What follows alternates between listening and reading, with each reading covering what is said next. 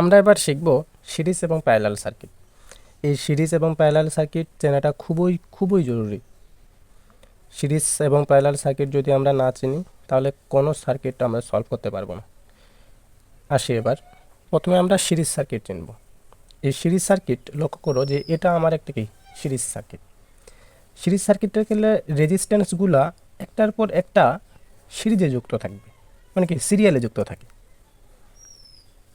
লক্ষ্য করো যে এই রেজিস্ট্যান্স এবং এই রেজিস্ট্যান্স কি একটার পর একটা করে যুক্ত আছে না? যদি এভাবে যুক্ত থাকে তাহলে সেটা হবে কি সিরিজ সার্কিট। এটা আমাদের মাথায় রাখার লাগবে। এবার দেখি যে আসলে এই সিরিজ সার্কিটের ক্ষেত্রে এর কিছু বৈশিষ্ট্য আছে, সেই বৈশিষ্ট্যগুলো লক্ষ্য করে দেখো। এটা যদি আমার ব্যাটারির প্রান্ত পজিটিভ এবং এটা যদি নেগেটিভ হয় তাহলে এই প্রান্ত থেকে লক্ষ্য করো কারেন্ট কি পজিটিভ প্রান্ত থেকে বের হয়। তাহলে লক্ষ্য করো যে এখানে কারেন্ট যাওয়ার রাস্তা কয়টা? একটাই।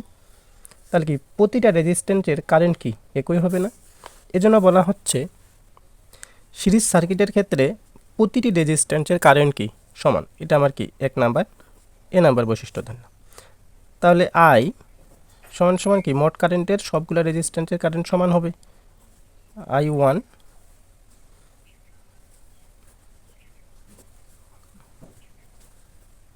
I3। এবার আসি ভোল্টেজ।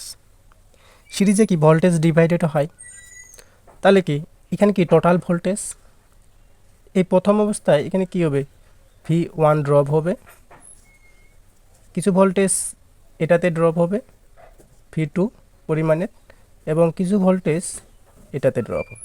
তার মানে এই যে ভি এটা আমার কি টোটাল ভোল্টেজ। এই টোটাল ভোল্টেজটাই এই তিনটা ভোল্টেজে তিনটা রেজিস্ট্যান্স কিছু কিছু আমার নিয়ে নেবে। তার মানে কি এই তিনটা যদি যোগ করি তাহলে এটা পাবো। সিরিজে কি হয় ভোল্টেজগুলো ডিভাইডেড হয়ে যায়। তাহলে কি টোটাল ভোল্টেজ এটাই আমার 2 নাম্বার বৈশিষ্ট্য, যে ভোল্টেজ কি হয় সিরিজে ভোল্টেজ কি হয় ড্রপ হয়। তাহলে কি এই টোটাল ভোল্টেজ আমরা কিভাবে পাবো? যদি V1 যোগ V2 V3 প্রতিটা সিরিজ শাখার ভোল্টেজ যদি আমরা যোগ করি তাহলে টোটাল ভোল্টেজ পাবো, মানে সিরিজে ভোল্টেজটা ড্রপ হয়। আরেকটা বৈশিষ্ট্য আছে টোটাল রেজিস্ট্যান্স। এখানে একটা রেজিস্ট্যান্স আছে, এটাতে একটা, এটাতে, এই তিনটা রেজিস্ট্যান্স সিরিজের ক্ষেত্রে আমরা যে আরটিটা পাবো সেটা সরাসরি যোগ করে দিলেই হয়। R1 যোগ R2 যোগ R3। এই তিনটা বৈশিষ্ট্য মনে রাখা খুবই জরুরি। এই বেসিক জিনিসগুলো খুব ভুল হয়ে থাকে। তাহলে কি সিরিজে কি হয়, এক নাম্বার বৈশিষ্ট্য সিরিজে কি হয় কারেন্ট প্রতিটা রেজিস্ট্যান্সের কারেন্ট সমান থাকে এবং ভোল্টেজ ভাগ হয়ে যায়। আর টোটাল রেজিস্ট্যান্স কেমন করে পাবো? যদি আমরা সবগুলাই কি করি যোগ করে দিই। তাহলে আমরা সিরিজ সার্কিট কাকে বলে এটা কেমনে বলতে পারি যে সিরিজ সার্কিট তাকে বলা হয় যখন কারেন্ট প্রবাহের রাস্তা কি থাকে একটাই থাকে, এটাই আমার সিরিজ সার্কিট। কারণ সিরিজ সার্কিটের ক্ষেত্রে কি কারেন্ট প্রবাহ একটাই রাস্তা থাকতেছে। এবার আসি প্যারালাল সার্কিট। প্যারালাল সার্কিট কাকে বলা হয়? যে সার্কিটের ক্ষেত্রে কারেন্ট প্রবাহের রাস্তা কি থাকে দুই বা ততোধিক থাকবে। তখন কারেন্ট প্রবাহের রাস্তা মাস্ট বি দুইটা নিম্ন থাকতেই হবে প্যারালাল সার্কিটে। লক্ষ্য করো যে এটা আমার একটা কি প্যারালাল সার্কিট। এই প্যারালাল সার্কিটে এটা যদি আমার ব্যাটারি সোর্স হয় তাহলে কি এখান থেকে মোট কারেন্টটা বের হবে।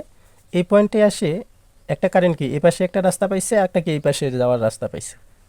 তাহলে কি দুই ভাগে ভাগ হয়ে গেল। ফের এখানে আসে আরও এই পাশে একটা চলে গেল, আরেকটা কি এই পাশে। এই যে ভাগ হয়ে যাচ্ছে বা দুই বা ততোধিক রাস্তা কারেন্টটা ভাগ হয়ে যাচ্ছে, এটা হচ্ছে কি এর জন্য প্যারালাল সার্কিট। আর প্যারালাল সার্কিটে রেজিস্ট্যান্সগুলো মাস্ট বি প্যারালালে সংযোগ থাকবে। প্যারালাল কেমনে? দেখো এই তিনোটা রেজিস্ট্যান্সের উপরের প্রান্তগুলো কি একটা সাধারণ বিন্দুতে যুক্ত আছে না? নিচের বিন্দুগুলোও একটা কি সাধারণ বিন্দুতে যুক্ত আছে। এরা সবগুলো কি পরস্পরে কি অবস্থায় আছে তাহলে প্যারালালে।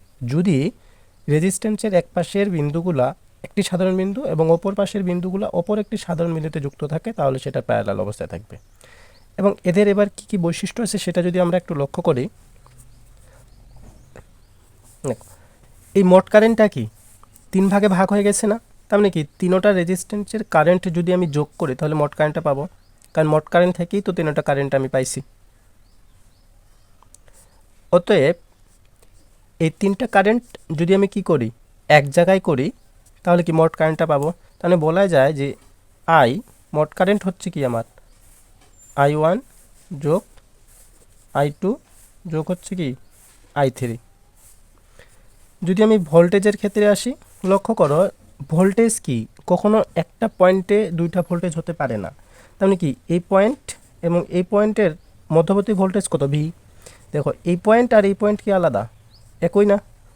তার মানে কি এটা কি এর প্যারালালে আছে, সূর্যের প্যারালালে, তাহলে এরও ভোল্টেজ কি ভিএ হবে। লক্ষ্য করো এই পয়েন্ট আর এই পয়েন্ট কি আলাদা, এই পয়েন্ট কি একই না, পুরোটাই একটা পয়েন্ট। তার মানে সবগুলা কি এই সূর্যের প্যারালালেই আছে।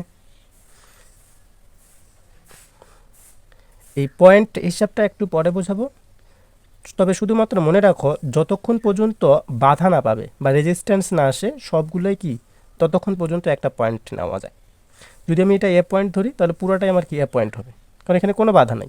এটা যদি আমার বি পয়েন্ট ধরি তাহলে পুরোটাই কি বি পয়েন্ট হবে। এটা আরও আমরা পাবো পরে।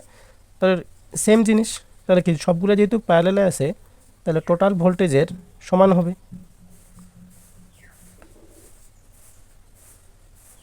V3। এবার রেজিস্ট্যান্স, টোটাল রেজিস্ট্যান্স কেমন করে বের করব।